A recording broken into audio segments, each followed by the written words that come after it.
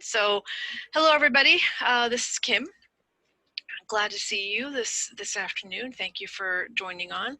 I'm going to turn it over to Whitney to introduce our speaker momentarily. I just have a real quick announcement. So, if you are planning on sticking around for the 4 o'clock session, which is an open discussion session about trying to figure out what to do about your spring contests, then please do. What I'll be doing is closing out this session when we're finished, and then opening up that new one. So you'll have to sign off and then sign into the link for that one, which Wendy also sent out this morning. So just wanted to make sure you all knew that. I'll put it in the chat as well, and I will turn it over to Whitney. Hi everybody, I'm Whitney, one of the coordinators from California, and I'm really excited today to introduce Laurel Kirchhoff, who's a EdTech History Day middle school history teacher. She wears a lot of hats, she has a lot of experience. She works for the San Bernardino Superintendent of County Superintendent of Schools office, and has been spending the last 6 months training teachers and administrators on how to meet the challenges of a world where we're not able to meet in person. And so Laurel's got some really good stuff to share with us on some tools that we can use to model good organization in the virtual world for coordinators as well as for teachers. And she does it all through this really cool lens of having been a History Day coordinator for a really large district contest as well as a History Day teacher. So ask questions and enjoy Laurel. And I just need to let everybody know that this is being recorded. Laurel, it's all yours. Thank you, Whitney. Thanks, Kim. And I am very, very excited to be here with you today. So this is Level Up. And when I was designing this presentation with Whitney, we really wanted to have it two-facing. We want it to be relevant for both teachers, but also for coordinators that are helping teachers and vice versa. So I'm really going to do my best to show both lenses.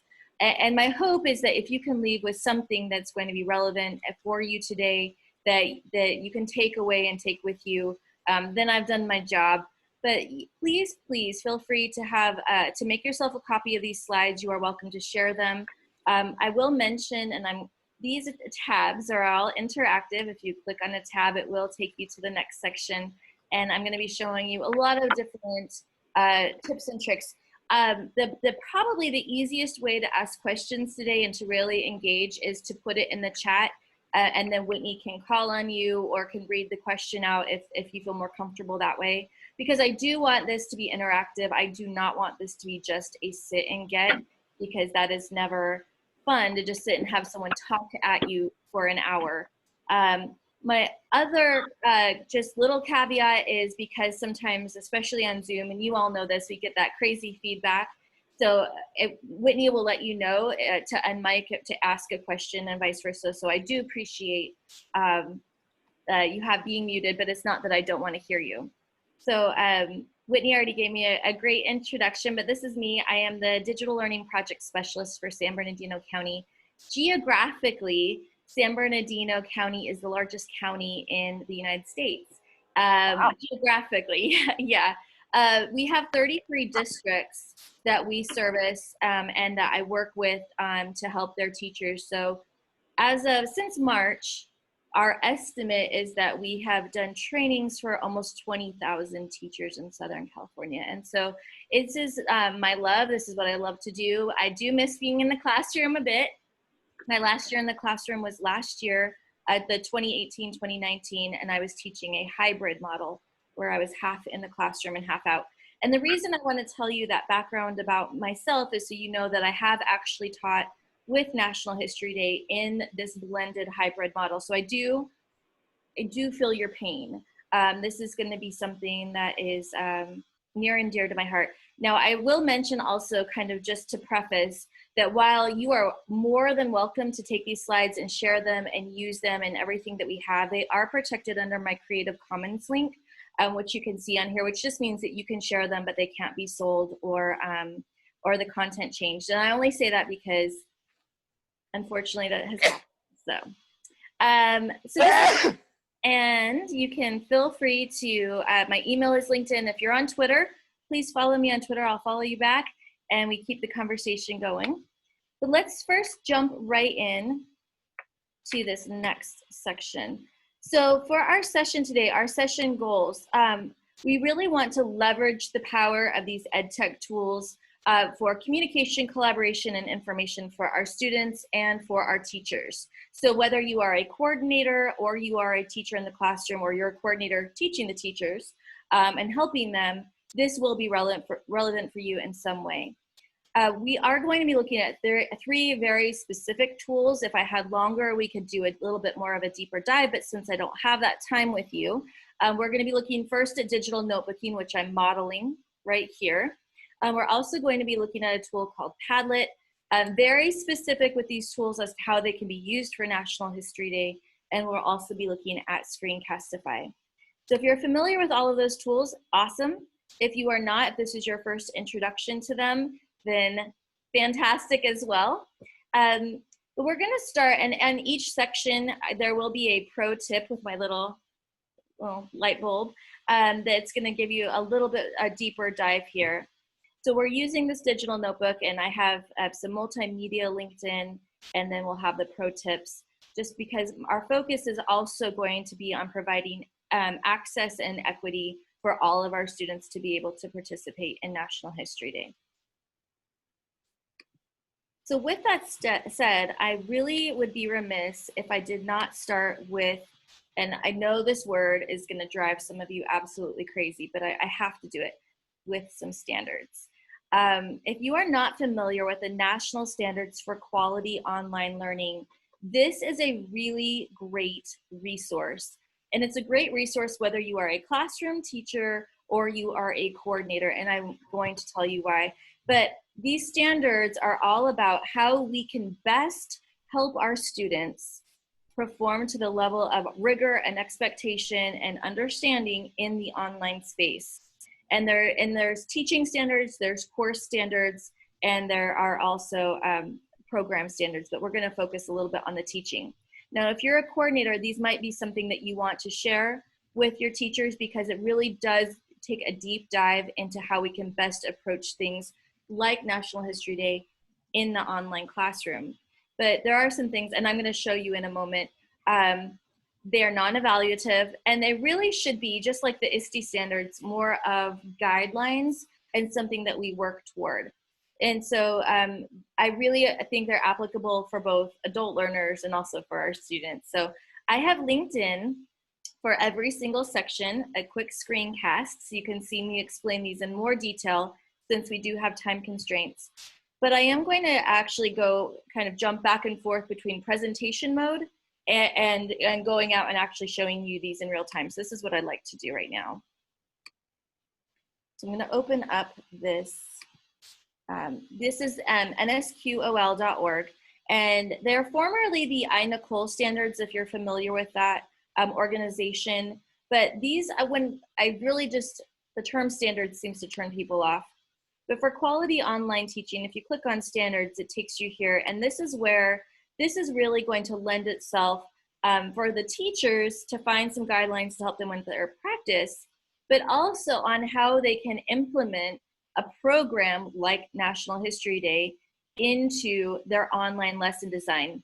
And that's one of the real reasons I want to bring this up to you, because how we as coordinators can help our teachers really structure their online lesson design is going to be crucial for them to get the information to their students. You all know you need to teach with National History Day. It is not something, a project that you can dump on your students and then just give them a whole bunch of due dates and then have them turn it in. That's not good pedagogy for the program, and that's not what the program is intended to do. In my mind, at least in my mind, National History Day is a tool to teach a much broader and more in-depth way of looking at history and actually getting your students to quote unquote do history through a historiography. So here, I just want to show you a few of these. And number one, diverse instruction and digital citizenship, but really instructional design. So for each of these standards, for the teachers, they can look at the standard itself, which is very broad. The online teacher curates and creates instructional materials. There you go, our instructional materials, tools, strategies, and resources to engage all learners and ensure achievement of academic goals. Now, for that broad, very broad standard, we have substandards or indicators below, but the real magic of the National Standards for Quality Online Learning come from this section here, where there's a deeper dive into the explanation and example of how this could actually look in the classroom, in the online classroom. Now, while I did not go through and align these all to the National History Day project, because every teacher, every state, every district and every classroom uses and teaches with National History Day in a slightly different way. I just feel like this is a really good tool that could really provide some guidelines for teachers as they're thinking about their online lesson design. So I would encourage you to share that with others. And I do have a couple of, and as I mentioned, this is very brief. There is a link in here that you can watch the video. But just thinking about some ideas and some considerations for teachers and using National History Day in the classroom as we're going forward. So this is just a very quick little stop, because I do believe in teaching before tech, and I'm a strong believer in that we have to be pedagogically sound in our lesson design in the online space before we can just jump into something. So that's where I'm coming from. So Whitney, do we have any questions so far? I'm going to keep checking with Whitney, so if you have any questions, please don't hesitate to throw them in the chat, and then she can read them out to me through that. No questions yet. Go for it, Laurel. Okay, so our very first tool is digital notebooks, and I'm going to just give you a few. And this is a digital notebook that I'm sharing with you, and I just want you to imagine the power as both a coordinator or a teacher on having a digital notebook that was organized, that was paperless, that had highly engaging multimedia tools embedded in it, and how this, how this could really change the way that we look at our organization for National History Day. So I'm not going to read these slides to you, but I do want to give you an idea of digital notebooking. And to me, there's a twofold here. The beauty of digital notebooks and using it in a larger project context is, number one, it's always accessible. It's always accessible.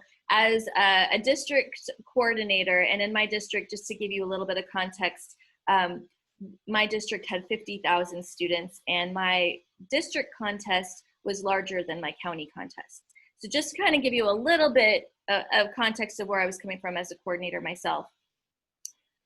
The sheer number of emails that I would receive from teachers asking me questions and trying to find things and organization, if I had had a digital notebook that I could have redirected them to, even though I did trainings, even though I gave them copies, even though I did all of these things, that if I could have redirected them to this digital notebook and made it more one-stop shopping, I think the power and the beauty of that would have really saved not only the headache of having massive inbox, but also the time it took for me to answer all of those when I could have answered them and be proactive instead of reactive. So that for me, and the same thing in my classroom, a lot of times we think of digital notebooks have to be interactive, where someone has to turn something in on the teacher side, and that's not true. They can be just an organization of materials. Now, I do have a video that is linked in here, a short little screencast that you can see. Plus, there is a free resource attached. But you do not have to reinvent the wheel. If you're interested in creating a digital notebook, either for your teachers or if you are a teacher for your students, there are free resources that are already available for you, so you do not have to do this. So I'm going to show you one right now, and this is in our pro tip. This is Slides Mania. Now, I am not affiliated with Slides Mania. I don't know Paula. We follow each other on Twitter, but that's about it. But she is a teacher, and she creates all of her templates for free, and they are available for anyone that wants to use them. And she has a ton of them, but I am going to show you the education section. So she has, it's taking me a second, close it up. So she has a lot of different notebooks that you could choose from. There's passports and templates. There's digital stickers and badging. You could create your quote unquote YouTube channel and make it a lot of fun. There's also manipulatives, choice boards, and I love these planners.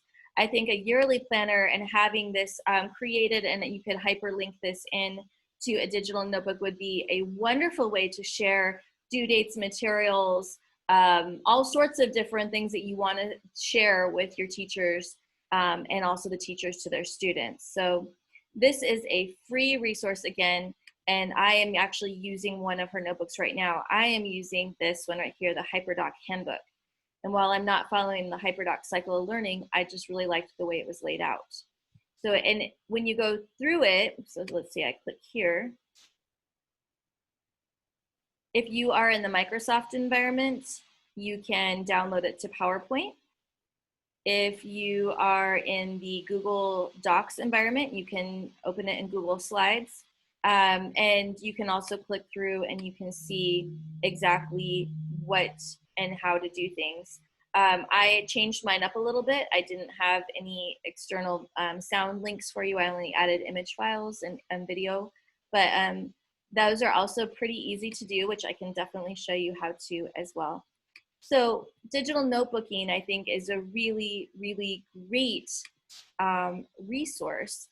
And for this next page, I wanted to show you how this would look in the classroom and also how it could look for coordinators. So in the classroom, you would definitely want to make a copy of the digital notebook for each student, so that way you can retain your master. And you can do that if you're using Microsoft Teams or Canvas or whatever your learning management system is.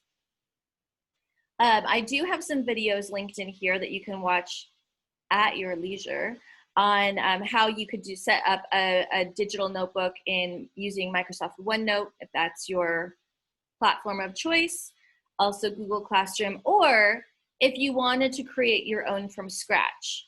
If you want to just start with a blank PowerPoint or a blank Google slide presentation, you can definitely create your own from scratch.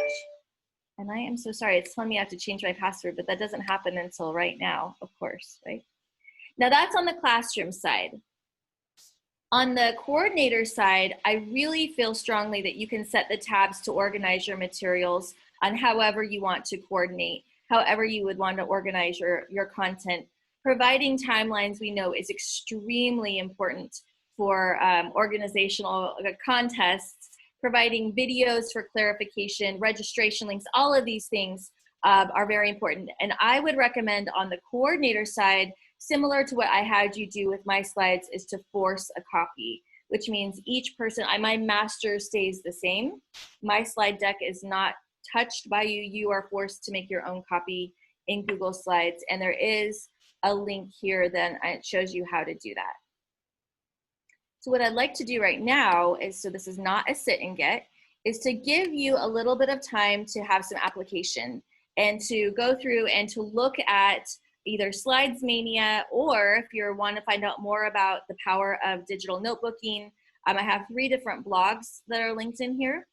Catlin Tucker is considered an EdTech guru. I know she's from Whitney's neck of the woods in California, and she's written several books on EdTech integration and the hybrid and online blended model.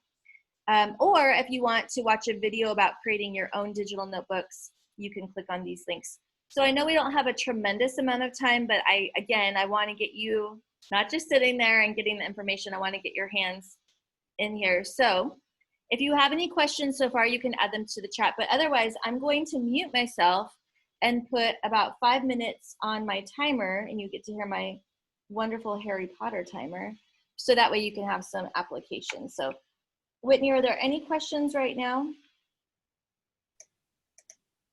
Nope, everybody's quiet. Quiet chat makes Oh wait, no, we do have one.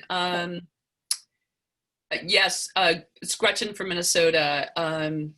The link to the slides, it's in the first comment in the chat, but I'll put it down below as well, Gretchen. That's the only question so far. Perfect. All right, so I am going to give you some application time and I will mute myself, but I will still be here. I'm not going to turn off my camera. Actually, I might because the air conditioning just kicked off and it's 104 degrees outside. So I'm going to turn my air conditioning back on, but I will be right back and we have 5 minutes starting now.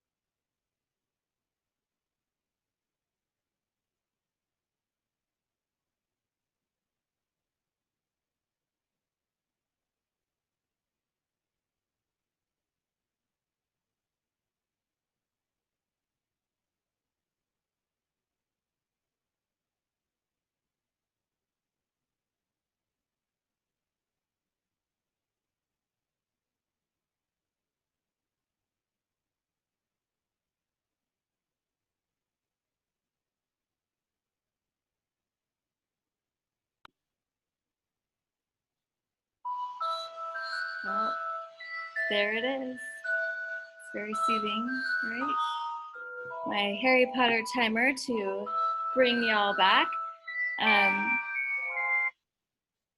It's a very popular timer, apparently. I get a lot of people that are like, that's very soothing.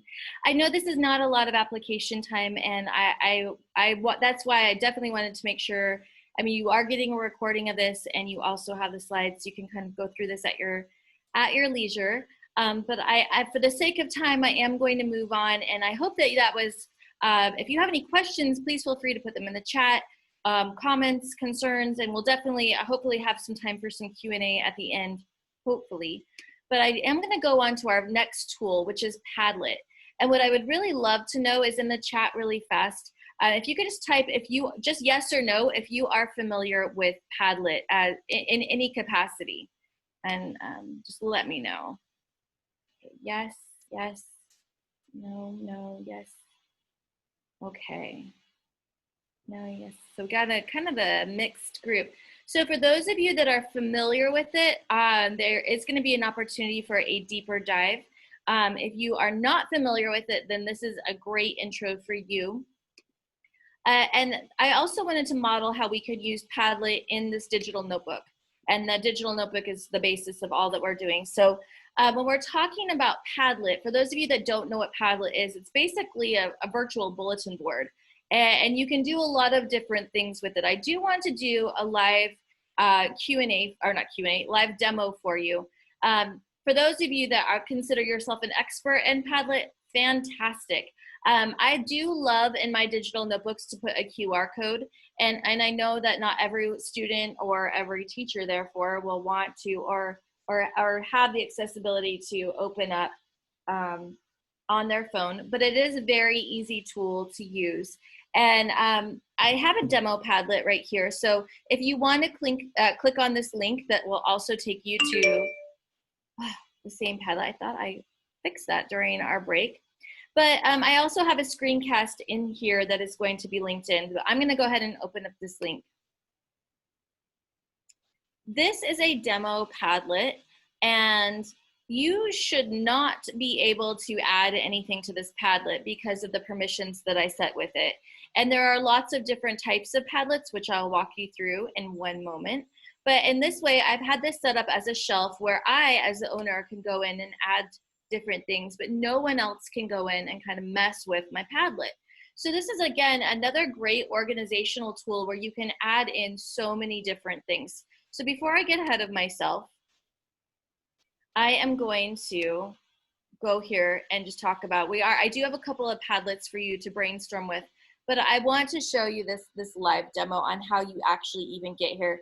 And again, this is kind of how it goes when we're in a group with different varying abilities. So thank you for bearing with me. For those of you that know about Padlet, maybe I might be able to show you a few tips or tricks.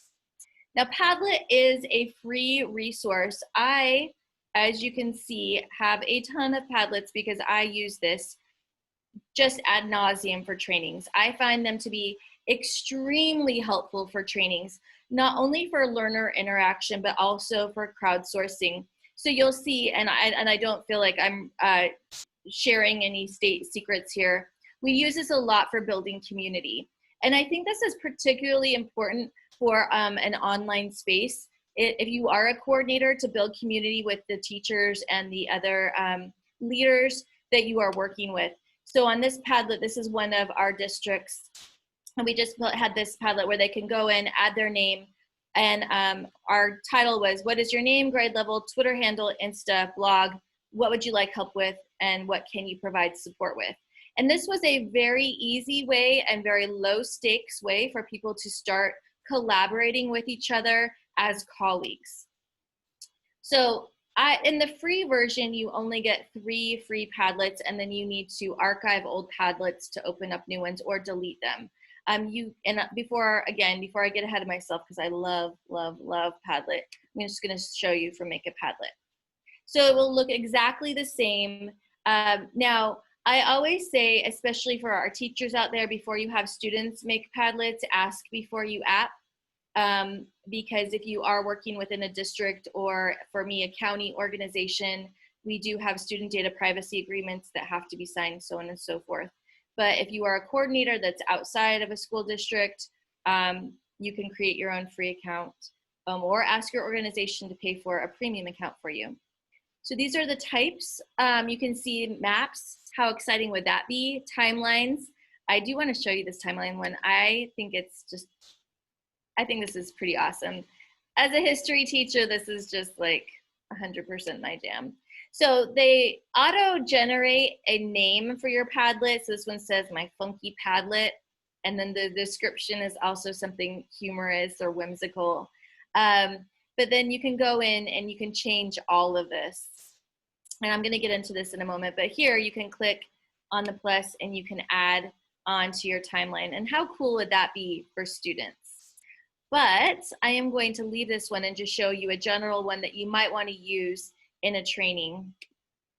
And I'll go in and delete. So I particularly for myself, again, everyone can do it what they think would be the most appropriate for them. I like the shelf method because here I can really organize and make it how I need it. And for the description, I always put in what I want my participants to do on this Padlet. So if this was a curation of materials,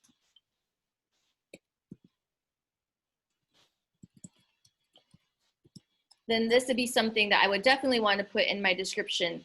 I also do like to add icons, and you can pick an icon and an emoji, or you can add your own icon if you want to.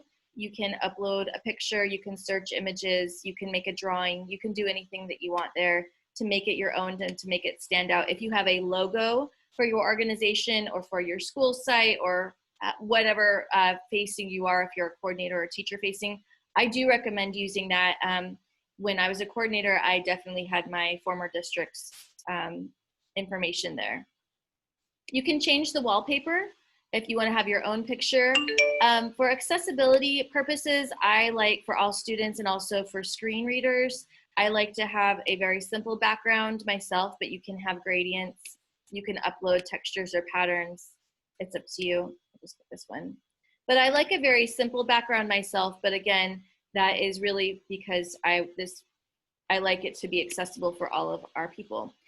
You don't have a ton of choices on font. And that again is for people that have low vision or need to use a screen reader for some reason. These are the ones that will be recognized by a screen reader, something like read and write. So that's why you don't have unlimited font choices. You also can have the person, if you are going to have this and maybe not curation, but you want people to collaborate like the one I just showed you, you can have attribution and you can decide if you want the newest post to go onto the bottom or the top, comments, reactions, and then if you want to have a filter for profanity for all those teachers out there, there you go. I'm just gonna hit next for the sake of time. Now, the other thing I do want to show you here, and I'm not going to go into too much detail because you can explore Padlet on your own. As I was telling Kim and Whitney, my tagline that I always say is you can't break the internet. If you make a Padlet and it doesn't work, you just trash it and you try a different one. It's not a big deal. But I do want to show you how you do this. So you can just add the different columns as you go on, and you're unlimited in your columns. I've had very long digital Padlets with, I think, oh my gosh, probably up to 12 different columns. Not that I recommend that, but when I share this, this is where the magic happens. If this is a curation of materials that I'm sharing and I do not want anyone to mess with it, I just want to provide them the materials, something similar to maybe like a Wakelet, I would change the privacy settings. And you can make this very, very private with a password protected. But you can have it secret or public. You just have to change the permission to read only. So I can have it public and read only. That means anyone can find it. Just Google, if I Googled NHD Padlets, this would pop up. But people would only be able to read and interact with the hyperlinks that I have in there. There are a lot of things that you can also add. If you click on the ellipses in the corner, you can move them around. And then when I click to add things to my Padlet, I can type but I also have a lot of, I can upload materials, links, add from Google, because this is a Google facing product. I could take a picture and then you can see so much more. So you really can have a robust amount of resources in the Padlet if you want it for curation only. If you want to have it more interactive, then I would definitely change the permission settings and just be very clear in your expectations to your participants on how you want them to use this. So that is our live demo. And I could definitely go on and on about this, but I will close out for here. And I do want to give you a few minutes for application time, and I know we're going to run out of time. This always happens to me. So for the sake of time, I'm just going to show you these. These links don't go away. What I will show you, what I would love for you to do is for you to be able to click on this link or use the QR code and brainstorm here on how you think Padlet could help level up National History Day in the classroom, how you think it could level up your NHD coordinators game, and also any thoughts, ideas, strategies, or questions. So these Padlets will stay open and will be available to you. And I would also love for you to be able to build some community. I know you have a strong community within your coordinators groups, but I think it's also great if we do have a community board where you could go in and you could talk about all of the things that you can personally help with. And I have my Twitter added to this, and you could just kind of also a space for you to go in and kind of play here as a contributor as well. So, Whitney, do we have any questions at this point? Yeah, we do. Craig wants to know if we can monitor what's being posted by others. Yes. And Claire would like to know if you have to have an account to add to a Padlet. Okay, excellent questions on both fronts. For Craig's question, you can definitely control. If I, as the Padlet owner, if I go here and I see someone has put something inappropriate, it is very easy. Let me just type something. You'll see I have the trash can. A participant won't have the trash can. I can go in and I can delete it because I own this Padlet. So I can definitely go in and take them down if I want. If I wanted to reuse the Padlet, I can go to remake and it can wipe it completely clean if there was some kind of major issue that I was like, I need to just take this Padlet down. But you can definitely do that. You can also invite people to participate, that you don't have to have an open QR code. And when you go to share, you can see there's a multitude of ways that you can share this. You can do the link, the QR code, you can embed it. But yes, you ultimately have the most control over the Padlet itself as the owner. Now, when the Padlet's done and you don't want it up anymore, you can save it in a variety of ways as well. And for Claire's question, that's also an excellent question. You do not have to have a Padlet account in order to participate in one. All you need is the link. But if I was going to have you, if you wanted your picture and you wanted your thoughts to not show up as anonymous, you could just create a free account, and then you can, when it has the attribution, your name would show up. But you certainly do not have to do that. And yeah, so you can see it shows up as anonymous right there. Favorite primary source, amazing. And if you don't want to create an account, or you want your students to use this, you could just tell them, make sure you put your name in as well. So, and you'll see as on the screen, this is perfect. This shows up in real time.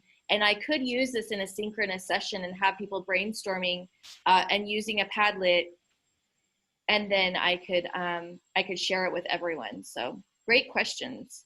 Any other questions? Yeah, so Samantha was wondering if you can restrict how long folks can have access to a Padlet. Like, can you take it down after a certain amount of time? Yes, you can definitely go in and restrict access. I can close out the Padlet. I don't have to have the Padlet open anymore. I can go in and just change the permissions, the sharing permissions, and then I can change it from, they can write to read only. And so I can also invite people to collaborate with me as an owner on the Padlet as well. And for Padlet, I really recommend just jumping in there and trying it, and you could see exactly the power with it. And there's also on here as well, when I click oops, let me go back into presentation mode. You'll be able to see, I also have, oh, whoops, on here, yes, here it is. I have a screencast, so you can go back and watch me going through all of those steps again. So you can go in and watch that. There's tons of little informational videos. I try to keep mine short, so that way you can go in and get a snapshot. But these will stay open for you to play with, the ones on these two pages, so you can go in and try them for yourself. Great questions. Other questions, Whit? No, I shared your Twitter handle one more time, so got Okay. that out there. Awesome. Make it friends. Yay. I try to share, well, right now it's all about the 19th Amendment on my Twitter, so you'll see that, but I digress.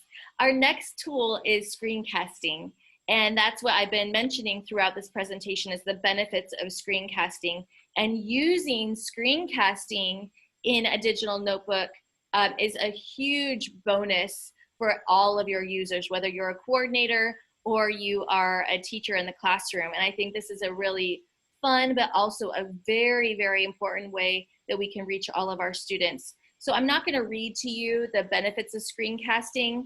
I think you probably already know them as well, but in case you don't, I am gonna show you a live demo of one tool. And I did make this little GIF right here of myself. My son thought I was pretty dorky. He was like, Mom, you're not gonna put that in there. I'm like, of course I am, come on.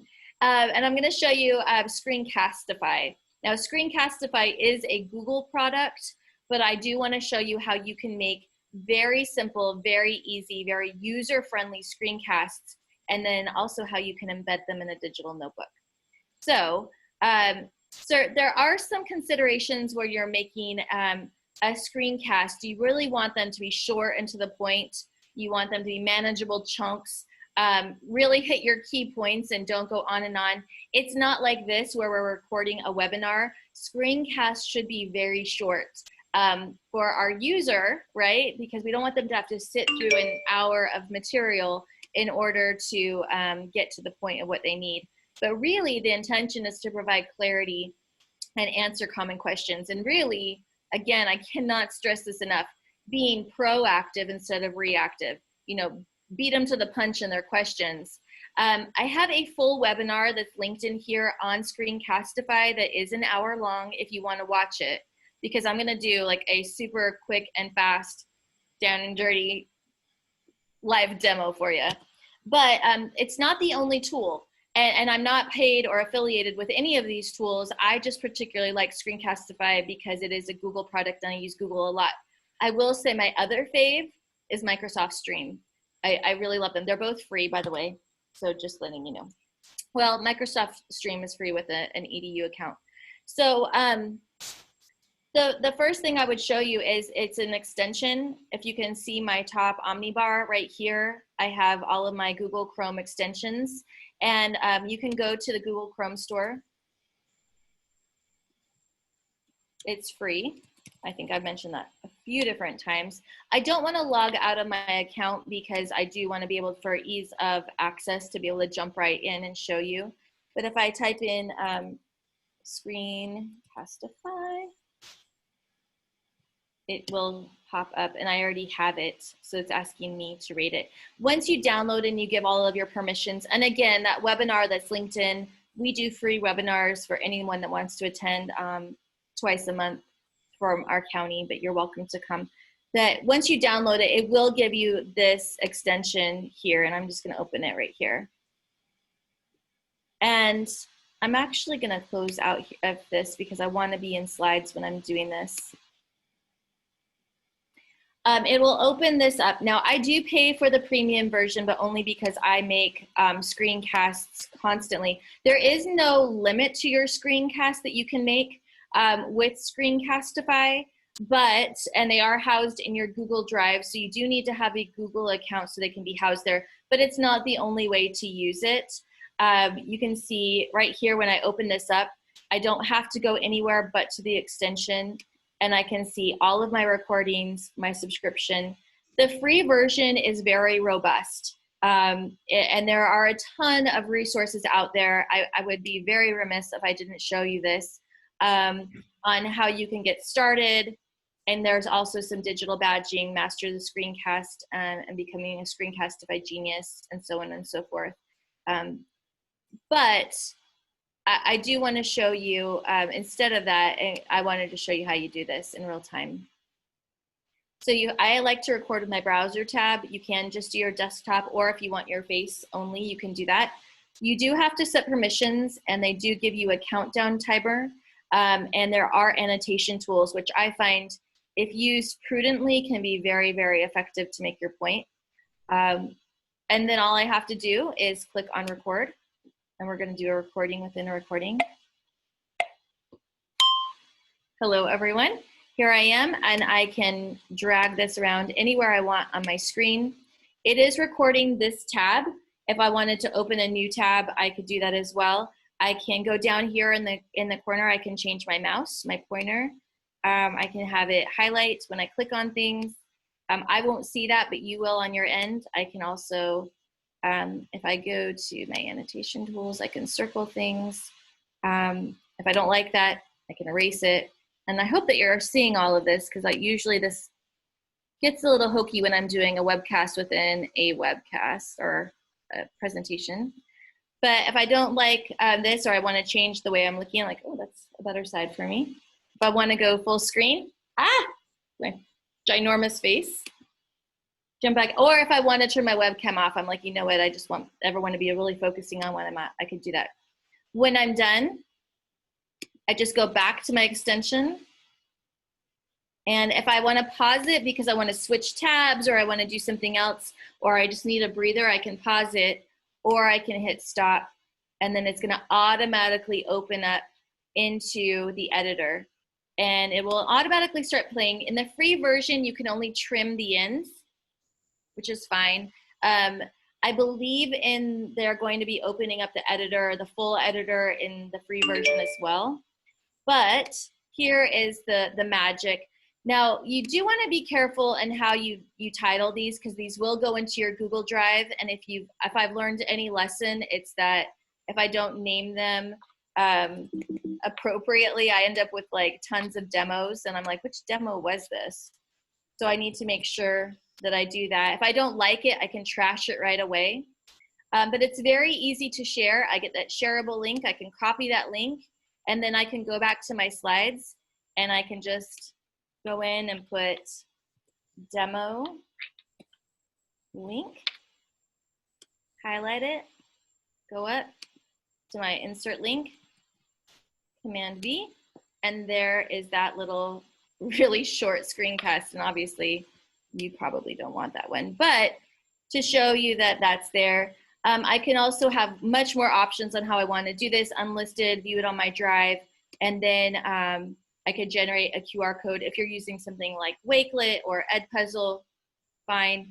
And also you can download it as an MP4 and export it, or this is where you can make your own little GIF, and that they're really fun as well.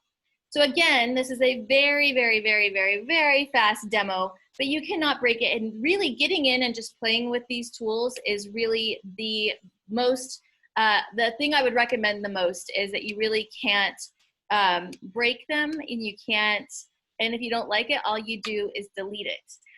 Now, I do not ever go into my Google Drive to find my recordings. I always just access them through the Chrome extension.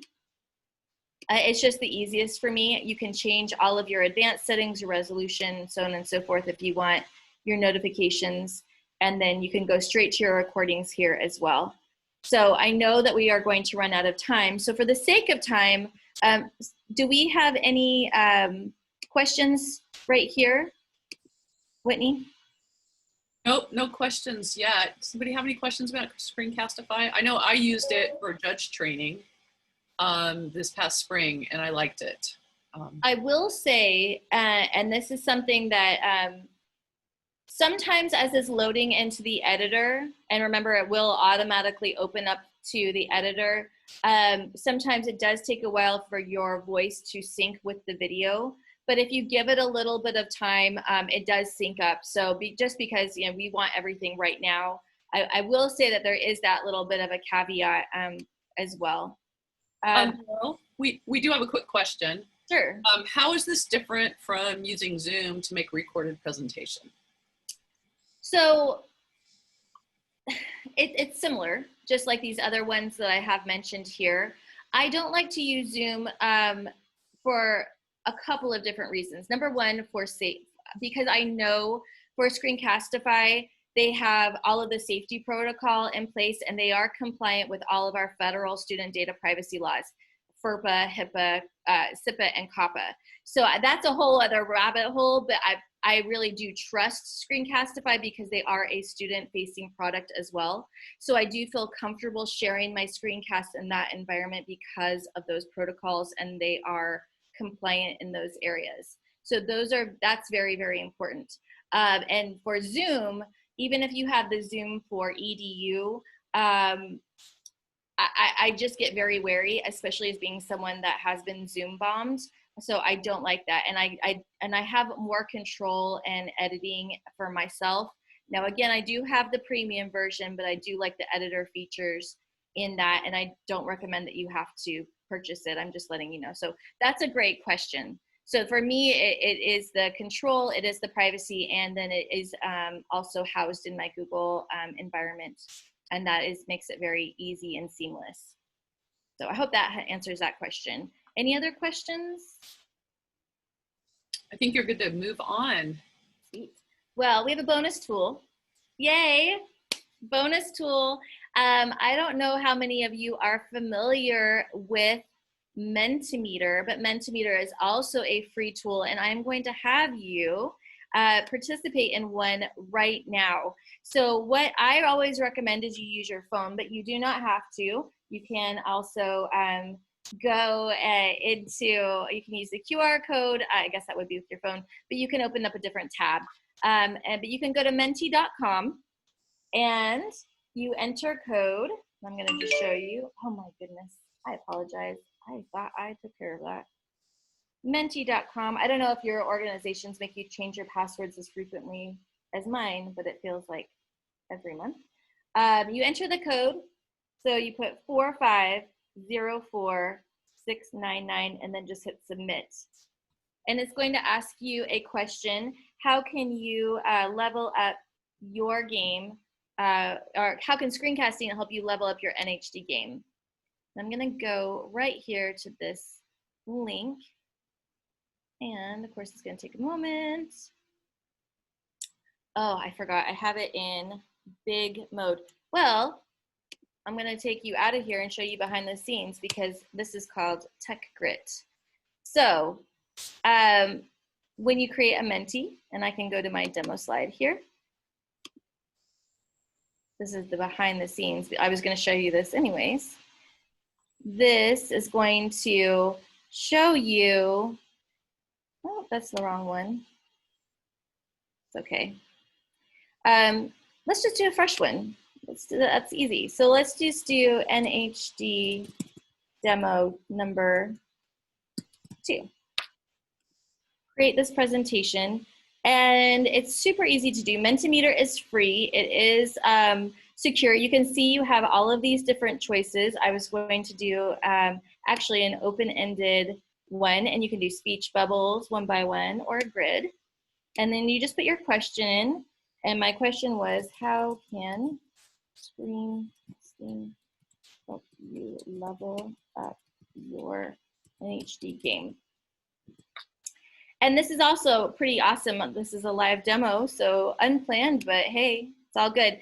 I don't pay for the premium version. The premium version you can buy if you want, but I have just the free version. I can go in and I can select a theme. I like the dark theme because I think it's for accessibility reasons. I can also change if I want to customize it or the type and things like that. But right now I'm going to share this with you, and it's going to give you a code, and it's going to go to presentation sharing. I'm going to copy this link and actually participation. I'm going to copy this link and drop it in the chat, which you can easily do, or you can see there is a QR code, or people can join. Oh my goodness. seriously. They can, here we go, join using that link. And then I can go to the live results, which is what I had linked into my slides, and I can show that live. So I can go in and show you this live. And I can also present straight from here. So if I hit presentation, as soon as someone joins, and so this is a new Menti code now, but I can go to menti.com and enter this code, 687447. Yes, and it's right at the top of the screen, 5. Then you can see that, hopefully you can see with my background, that it takes you and you can answer with up to 250 characters. So great way to give quick tips and tricks to students. Demo research strategies, absolutely. Show sticky points. Oh yes, Z-fairs, oh my gosh, right? Record winners for awards, oh, absolutely. I think screencasting is one of the best ways. I know, oh, now my lights are going off. I'm at the office today and it seems like my office is just, when I'm at home, I don't have these kind of issues, but that's okay. We are nothing if not flexible, right?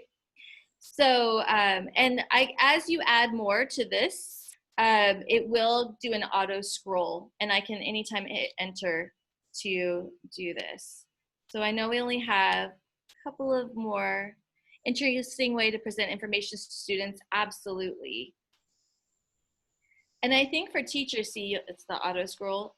This is a way that you can present your lessons. We know that, or at least for myself, when I was teaching my students, there would be caveats and examples and things that I would tell them off, you know, on the fly, and really for clarification and for that formative information.